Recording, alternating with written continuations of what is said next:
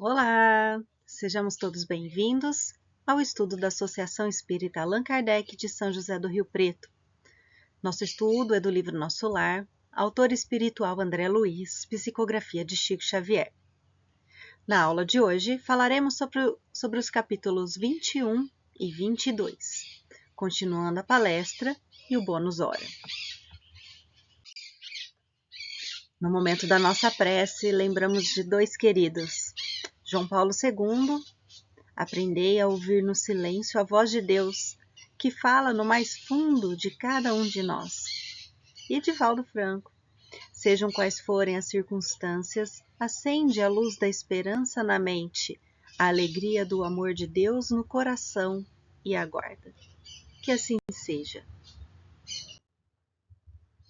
Capítulo 21, continuando a palestra. Aqui nós temos André Luiz continuando a conversa com Dona Laura e dessa vez questionando a respeito das propriedades lá no plano espiritual, especificamente na colônia de Nosso Lar. André, conversando com a senhora Laura, perguntou: Senhora Laura, essa casa lhe pertence? Ela respondeu: como na terra, a propriedade em Nosso Lar é relativa. Horas de trabalho igual bônus hora. É o nosso dinheiro ou cupons. Os bônus horas, eles são créditos que os moradores de Nosso Lar conquistam através de horas de trabalho, com dedicação e esforço. A senhora Laura, ela menciona várias vezes a questão do esforço, tendo em vista a história dela e de seu esposo, muito batalhada para conquistar os benefícios que eles tinham até aquele instante. Senhora Laura respondeu: as construções, em geral, representam patrimônio comum sob controle da governadoria. Cada família espiritual, porém, pode conquistar um lar, nunca mais que um, apresentando 30.000 bônus hora, o que se pode conseguir com algum tempo de serviço. A moradia que ela estava foi conseguida com o esforço e dedicação do seu esposo Ricardo, que apareceu em Nosso Lar 18 anos antes dela chegar. Quando ela chegou, eles inauguraram a casa e conseguiram fazer essa moradia, fazer dela virar um lar. Ricardo teve bastante dificuldade, ela se refere como extremas perturbações, quando esteve encarnado e também no seu desenlace, mas com ela também não foi diferente. Por ter sido viúva, com filhos para educar, numa sociedade diferente com que a gente vive hoje, ela teve também muitos desafios para se sustentar e alimentar os próprios filhos, que por sua vez se habituaram bastante com o trabalho. Uma família de trabalhadores, a duras penas, com sacrifícios, mas isso foi muito bom, porque todos eles dignificaram a existência através do próprio esforço.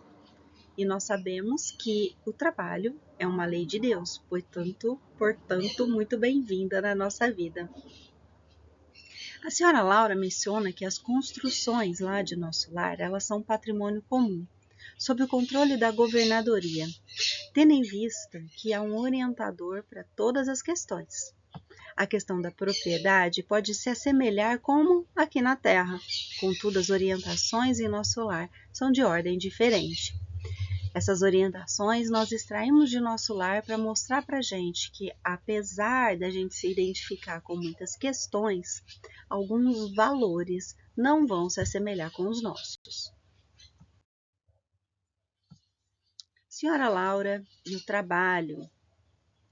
Compreendi depois que a existência laboriosa me livrara das indecisões e angústias do umbral, por colocar-me a coberto de muitas e perigosas tentações. Às vezes, aqui na Terra, nós desejamos ociosidade e luxo. Contudo, essas questões podem nos distrair do caminho espiritual ou da retidão através do trabalho.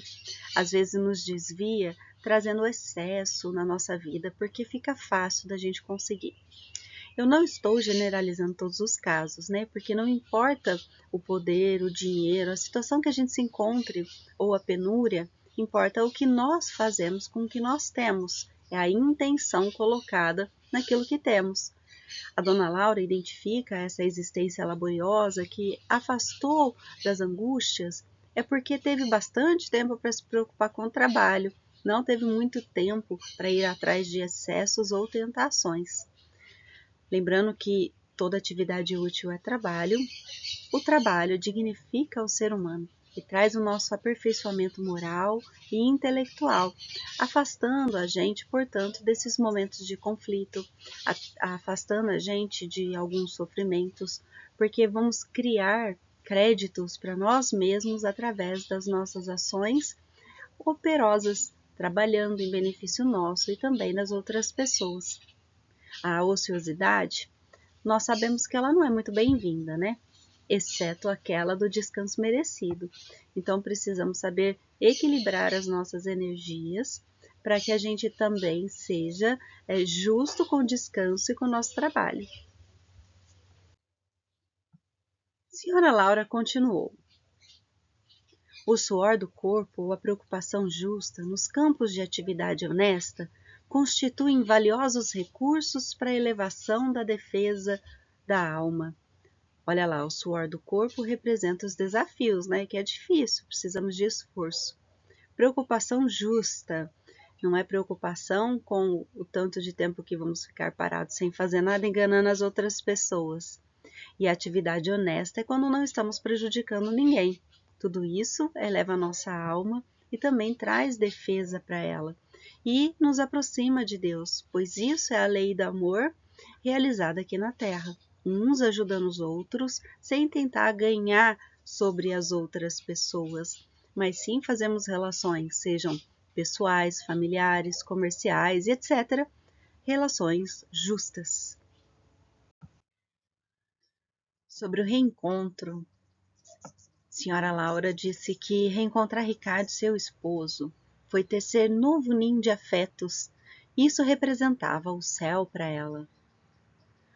Com o correr do tempo, Lísias, Yolanda e Judite reuniram-se a eles e aumentaram a felicidade. Uma das consolações da doutrina espírita é garantir que um dia vamos nos reencontrar com aqueles que partiram antes de nós.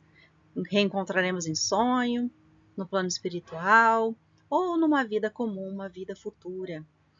E esse desencarne, essa partida das pessoas, representa como um navio que some no oceano. A gente perde ele de vista lá na linha do horizonte e o nosso fica para trás. Às vezes, esses navios se cruzam ao longo do processo, mostrando que eles precisam passar algum trecho junto dessa jornada, dessa navegação. Mas, mesmo que alguém desapareça antes de nós, nós sabemos que está guardado em algum lugar e que nos espera para a alegria de um dia nos ver novamente. Sobre o reencontro, Livro dos Espíritos. Questão 289. Nossos parentes e amigos costumam vir-nos ao encontro quando deixamos a Terra? Quer dizer, quando a gente morre, nossos amigos e nossos parentes vão nos receber? Respondam aí nos seus pensamentos. O que vocês acham? Os espíritos superiores dizem que sim. Os espíritos vão ao encontro da alma a quem são afeiçoados. É uma graça concedida aos bons espíritos o lhes virem ao encontro os que os amam, ao passo que aqueles que se acham maculados, quer dizer, comprometido, permanecem em isolamento ou só têm a rodeá-lo os que lhes são semelhantes. É uma punição. Nossos queridos guias, amigos, colegas, familiares, que já partiram antes de nós, que nós temos uma relação muito boa, eles nos encontram quando nós deixamos rastros maravilhosos por aqui. Caso contrário, caso a gente tenha feito mal, só feito inimizade, guardado muitas mágoas, pode ser que não de cara nós nos encontramos com eles. Pode ser que por algum instante a gente se sintonize primeiro com aquelas vibrações que estavam mais próximas da gente. Deus não desampara ninguém e concede todas as oportunidades, reconhecendo qualquer gota de arrependimento, mesmo porque Ele é muito misericordioso e está sempre pronto para nos acolher. A lei de causa e efeito pela Sra. Laura. Se o presente estava cheio de alegria, o passado chamava as contas, para que o futuro se harmonizasse com a lei eterna. Está tudo interligado. O que fizemos antes reflete hoje. O que fazemos hoje vai refletir no futuro. O que queremos que nos espera amanhã? É o que nós temos que programar para realizar a partir do hoje. A Sra. Laura, ela ressalta algumas diferenças que nós temos entre os trabalhos aqui da Terra e lá de nosso lar, do plano espiritual. Ressalta também que aqui nós pagamos com suor. Lá nós recebemos também com bônus horas. E por que o suor está mais direcionado aos trabalhos da Terra? Porque representa algo mais penoso por aqui. Devido à nossa condição materializada, ainda necessitamos da matéria. Então, naturalmente que seja mais difícil, especialmente pela nossa pouca evolução. Mas no plano espiritual, existe sim um certo cansaço, só que é um cansaço mental, porque as atividades são realizadas através da força da vontade, do pensamento, e lá eles não têm uma matéria pesada, densa como a nossa. Então, as condições são diferentes. Espíritos mais elevados não precisam descansar, né? Aqueles inferiores, né, que estão se dedicando a se melhorar, e os intermediários, eles precisam sim de alguma pausa. Uma pausa para o próprio pensamento, para renovar as energias espirituais e começar novamente a labuta. Já aqueles muito inferiores que se preocupam em dificultar a passagem daqueles que estão na Terra ou até mesmo de outros espíritos, eles não estão muito preocupados com esse trabalho honrado. Eles querem mesmo seguir o próprio orgulho, o próprio egoísmo, e aí eles vão prejudicando o próprio caminho, vão trazendo mais sofrimentos e mais prisões para eles mesmos. A lei do ritmo, pela Sra. Laura. Ela mencionou que a lei do ritmo exigia então a nossa volta. A lei do ritmo da vida exigia que eles reencarnassem novamente. Isso me lembrou no livro Kybalion, o estudo filosófico do Antigo Egito e da Grécia. Lá nós temos os 7 princípios herméticos e um deles é o princípio do ritmo, que nos fala que nós temos um movimento proporcional, uma ação, uma reação. E todo movimento participa do ritmo, pelo uso da sua vontade. Assim ele atinge um grau de equilíbrio e firmeza. O princípio diz também que a verdade é que a capacidade para o sofrimento ou o gozo é contrabalanceada em cada indivíduo.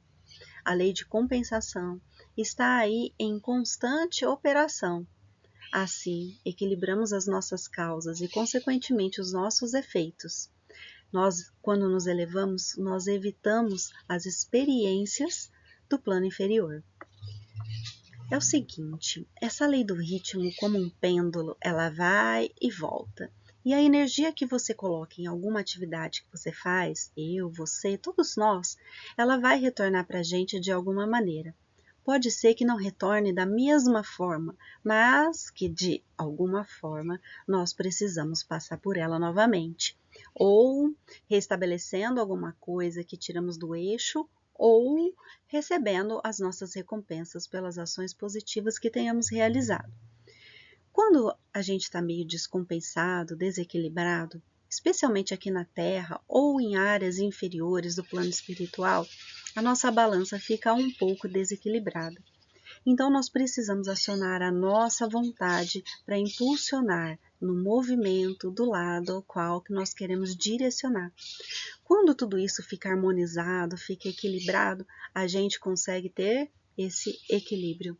A gente acha essa neutralização, o ponto central onde nós conseguimos identificar e poder fazer as nossas escolhas. Somos mais ativos e menos reativos em toda a nossa existência.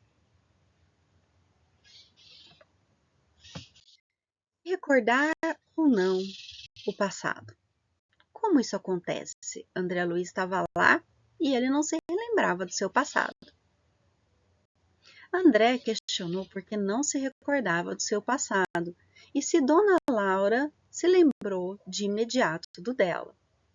Ela respondeu que teve que esperar. Saber do passado, ela disse. indispensável que nos despojamos das impressões físicas. É preciso grande equilíbrio para podermos recordar, edificando. Se tentam burlar esse dispositivo da lei, não raro tendem ao desequilíbrio de irem à loucura. O que ela mencionou para a gente? Que precisa esperar porque tudo tem uma causa de ser. Se chegamos no plano espiritual e não nos recordamos de alguma coisa, é porque uma causa justa acontece para que assim seja. Se a gente tenta forçar que seja de uma forma diferente, pode ser que a gente atraia o desequilíbrio para a gente e muito sofrimento. Ela fala o desequilíbrio de irmos até a loucura. Então nós precisamos ser maduros o suficiente para entender, buscar as pessoas que podem nos esclarecer para que a gente saiba o momento certo e o que exatamente nós precisamos fazer. O que nós faríamos se nós descobríssemos que em vida passada nós matamos a pessoa que mais amamos? Ou se hoje a pessoa que nós mais amamos foi o nosso carrasco em vida passada? Se nós descobríssemos que em vida passada a gente teve uma riqueza muito grande e hoje não é bem assim, a gente tinha muito poder e hoje não é bem assim. Ou o contrário, será que a gente humilharia aqueles que nos humilharam? Então, às vezes, é interessante mesmo que a gente não se recorde, para justamente termos um novo começo, uma nova base para construirmos a nossa história sem mágoas, para descobrir histórias que já foram, considerando que hoje às vezes é muito difícil, no passado foi pior. Se a gente quiser vasculhar muito, precisamos estar espertos, preparados para que algo que talvez a gente não queira saber vai ser descoberto. Como ocorreu essa lembrança do passado com ela e o esposo? Ela e o esposo partilhavam o mesmo estado da alma. Sentiram as perturbações. Consultaram um assistente, o Longobardo, que os encaminhou aos magnetizadores do Ministério do Esclarecimento. Olha só, toda uma logística aí para eles conhecerem alguma coisa do passado. Lá no Ministério do Esclarecimento, eles foram à seção do arquivo. Acessaram suas memórias durante 2 anos, abrangendo o período de 3 séculos. Ou seja, durante 2 anos eles ficaram estudando 300 anos de vida. Fases anteriores foram proibidas, pois não suportariam as lembranças.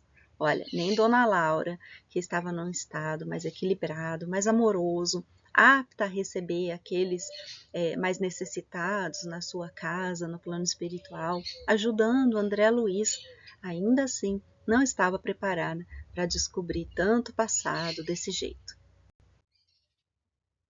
E aí, o que aconteceu com eles então?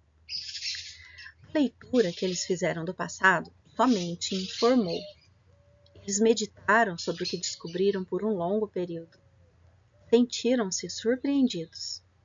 Passaram por operações psíquicas para penetrarem os domínios emocionais das recordações, porque não basta somente ver fatos, como eram as histórias deles, eles revivenciaram as emoções, justamente para entender o que de fato aconteceu, com uma cabeça agora tecnicamente de fora, né, entre aspas, que ainda é a cabeça deles, mas com uma maturidade em um momento diferente. Então, eles já precisavam descobrir essas questões para que eles penetrassem nos domínios emocionais das recordações. Eles receberam passes no cérebro, despertando energias adormecidas. Então, ainda receberam ajuda magnética. Senhora Laura e Sr. Ricardo ficaram senhores de 300 anos de memória integral e compreenderam quão grande é ainda o débito deles com as organizações do planeta. Apesar de não terem visto a vida toda, já descobriram que ainda tinham muito que trabalhar. E onde estava Ricardo, então? Pela imagem aí vocês podem imaginar, né? Ele havia reencarnado há 3 anos. Ela reencarnaria dentro de alguns dias após Teresa, a mãe de Heloísa, a neta, que precisava de ajuda. A Teresa ia chegar para cuidar dos que ficaram, especialmente dar um apoio moral lá para Heloísa. Ocorreria o reencontro na Terra. A Heloísa é a neta que estava se recuperando de um recém-desencarne por motivo de doença.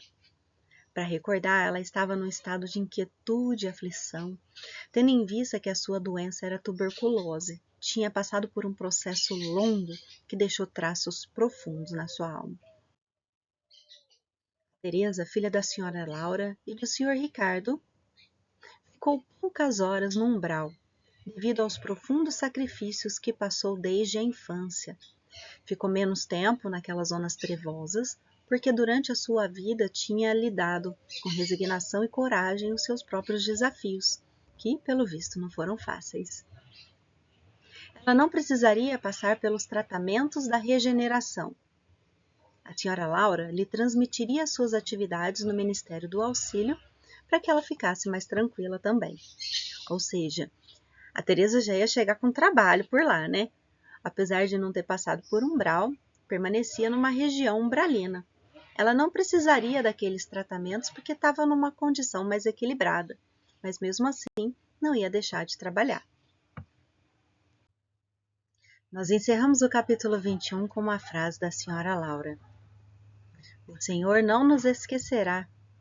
Isso mostra a confiança dela em Deus, acreditando que tudo o que lhe estava acontecendo era o melhor para ela e para sua família, entregando-se para os planos celestes e também, em especial, fazendo a sua parte, o melhor que podia, para melhorar a si mesmo, para melhorar e ajudar a sua família e outros, como André Luiz, que passavam por ali e pegavam uma beira desse conhecimento, de toda essa sabedoria.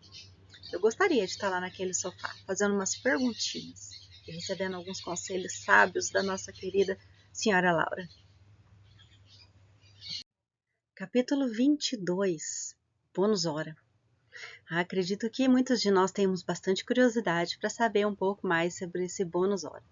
E quem trabalha nas casas espíritas sabe que a gente fala isso também a título de brincadeira, né? Olha, eu já trabalhei bastante, eu conquistei alguns bônus horas para quando eu estiver lá no plano espiritual, não é mesmo? Então, vamos descobrir mais sobre ele. O que a senhora Laura explicou sobre o bônus hora? Não é propriamente uma moeda, mas ficha de serviço individual, funcionando como valor aquisitivo. A senhora Laura, ela também disse que é padrão de pagamento a todos os colaboradores da colônia, não só na administração, como também na obediência. Aí a gente receberia esse dinheiro lá no nosso lar, pelo trabalho realizado, e também por nós sermos fiéis às orientações. A forma com que a gente também realiza, da intenção do nosso coração, mostra as oportunidades que nós teremos dos novos serviços, dos novos horários para as nossas jornadas, mostrando que somos capazes. Isso tudo nos engrandece e traz benefícios, traz oportunidades lá em nosso lar. A senhora Laura disse: todos cooperam no engrandecimento do patrimônio comum e dele vivem. Os que trabalham, porém, adquirem direitos justos. Vejam bem, patrimônio comum e os que trabalham adquirem direitos justos. Nós vamos refletir mais sobre isso. Cada habitante de nosso lar recebe provisões de pão e roupa, no que se refere ao estritamente necessário. Mas os que se esforçam na obtenção do bônus hora conseguem certas prerrogativas na comunidade social. O espírito que ainda não trabalha poderá ser abrigado aqui. No entanto, os que cooperam podem ter a casa própria. Olha aí, existem aqueles que ainda não trabalham, eles não forçam as pessoas a trabalharem. E eles recebem provisões para que nada lhes falte. Como ainda estão bem próximos da matéria, ainda têm essas necessidades vinculadas às matérias. E a organização, independentemente da nossa condição material, a organização no plano espiritual, ela é muito sábia. Para que todos entendam a ordem e a disciplina, ela precisa ter uma organização específica, para dar o exemplo através da movimentação do todo. Então, aqueles que chegam depois, já veem a situação em andamento, pegam rapidinho como funciona. Nós sabemos que também tem algumas transformações lá do fluido cósmico universal, como nós já falamos em estudo anterior. E as pessoas fazem, os espíritos fazem essa transformação através do pensamento, conforme a sua aptidão, conforme a sua evolução e conforme é autorizado que assim seja. O pensamento, dessa forma, é força criadora e a vontade é força propulsora, né, que dá o impulso para realizar. E é por elas que os espíritos formam aquilo que eles desejam. Pensando desse jeito, com base no estudo que nós já fizemos antes, por que então a necessidade do bônus hora para nós conseguirmos alguns benefícios lá, até de ordem material, como uma casa? Lembrando que a matéria lá é mais quintessenciada, é mais suave do que a nossa, né? Por que então que a governadoria de nosso lar admite essas coisas? Essas medidas elas se fazem necessárias tendo em vista que nosso lar é um lugar de reabilitação de espíritos resgatados das regiões umbralinas, como a gente sempre está lembrando por aqui. Ou seja, eles vieram de regiões de sofrimento de todas as ordens. Por estarem estacionados num grau evolutivo inferior, eles não conseguem realizar todas as possibilidades do espírito. Além disso, mesmo que eles possam, isso só vai acontecer se estiverem autorizados. Melhorando a minha frase, mesmo que eles consigam, eles só poderão quando estiverem autorizados. Portanto, precisam de orientação, disciplina, novos aprendizados de sabedoria. Eles devem se organizar para cumprirem todas as ordens do lugar, sem estimular os excessos que levam do mundo, que aqui era muito comum, mas que lá não é bem assim, né? Lembra dos valores que são diferentes? Já os espíritos puros, eles acessam o fluido cósmico universal na simplicidade absoluta, conforme está lá no livro dos médiuns, que também nós já mencionamos. Os demais, que não são puros, não conseguem com tanta habilidade assim. Conta mais. Precisamos conhecer o preço de cada nota de melhoria e elevação. Então, tem um preço, né? Vamos falar um preço, entre aspas. Cada um que trabalha lá, né? Trabalha 8 horas no mínimo de serviço útil. Até 4 horas extras no trabalho comum, de boa vontade. Muitos chegam a 72 horas, bônus horas por semana. Serviços sacrificiais têm remuneração duplicada ou triplicada. Olha aqui, né? Ficou um pouco parecido aqui com o nosso trabalho na Terra. As horas comuns, horas extras. E aquelas que têm algum adicional, devido à dificuldade, recebem bônus um pouco a mais. Nós devemos lembrar que lá, mais uma vez, eu vou falar para vocês, eles não forçam ninguém a nada. André mesmo demorou para ter iniciativa de trabalho. Até então, estava descobrindo tudo o que acontecia lá, estava querendo trabalhar até como médico, mas como médico ninguém mostrava o enquadramento para ele, até que ele entendeu a situação, que os trabalhos são vistos de uma forma diferenciada, todos eles são importantes.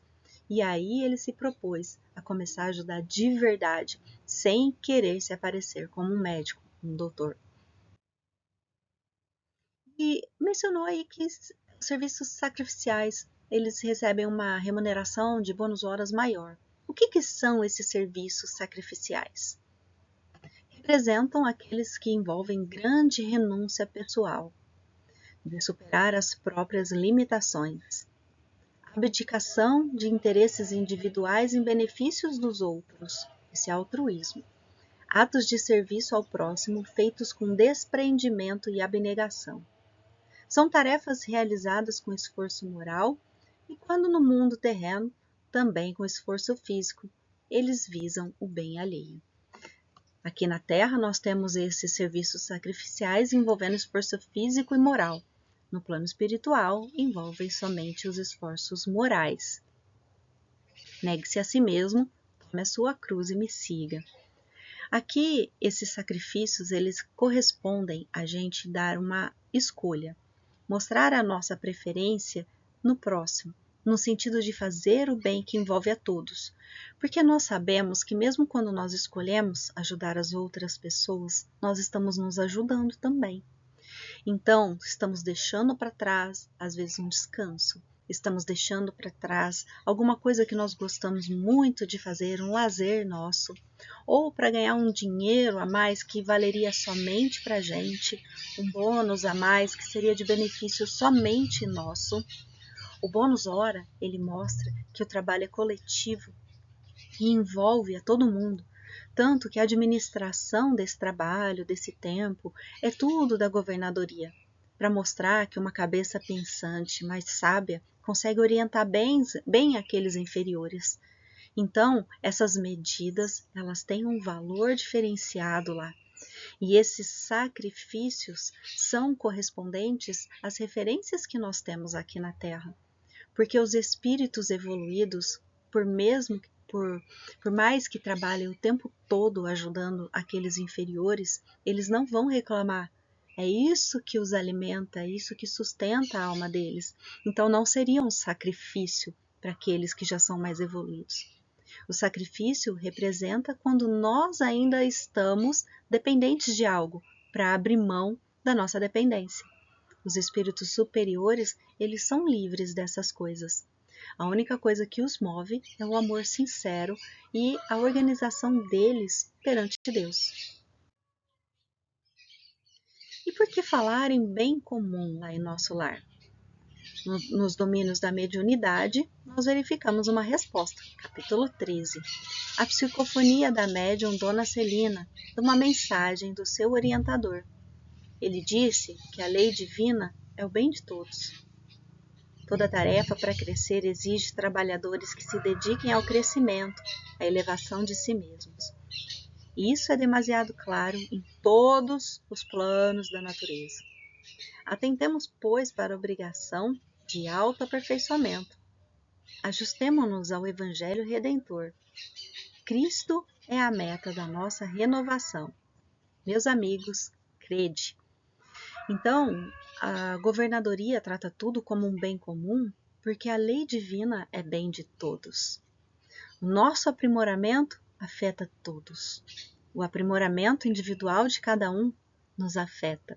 Está tudo interligado, é tudo patrimônio comum. Vivemos todos no mesmo planeta, no mesmo universo. O nosso Pai é o mesmo. Somos todos irmãos na mesma família. Então temos que cuidar tudo direitinho, com muito amor, porque pertence a todos nós. Quanto aos pagamentos, André questionou quanto ao que difere a importância entre as atividades. O que vale mais? A senhora Laura respondeu: tudo é relativo. Para o plano espiritual superior, não se especificará teor de trabalho sem a consideração dos valores morais despendidos. Então, André Luiz estava fazendo um comparativo com as atividades, né?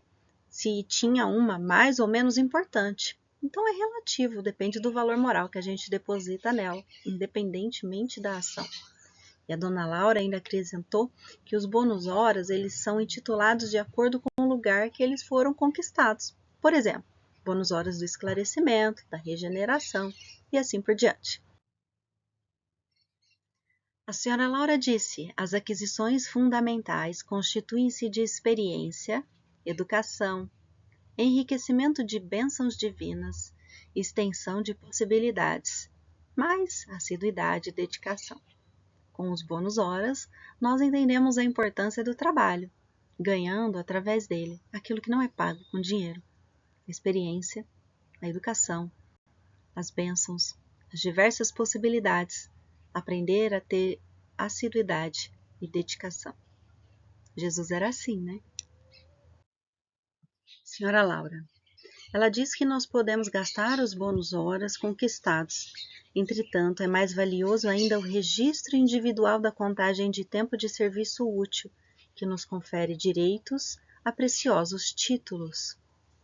Nós sabemos que o bônus horas é uma referência para nós, que ainda somos imperfeitos e precisamos identificar, ver as nossas conquistas.